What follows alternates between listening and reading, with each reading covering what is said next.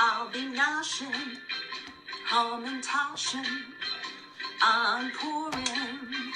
That's what I like to do, 'cause Hamantaschen on Purim put me in the mood. Oh yeah, I'm Noshin, Hamantaschen on Purim.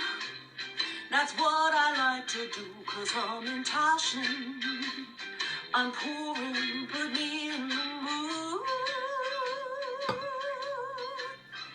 First you take out the dough, roll it out just so, and cut circles carefully. Put some filling in the middle, fold it into a triangle, pinch corners 1, 2, 3. Oh yeah, I'm Noshin, Hamantaschen on Purim. That's what I like to do, 'cause Hamantaschen on Purim put me in the mood. Put the cookies on a tray, wait for them to bake, then take them out carefully. Wait again before you try them. When they cool off, you can bite them.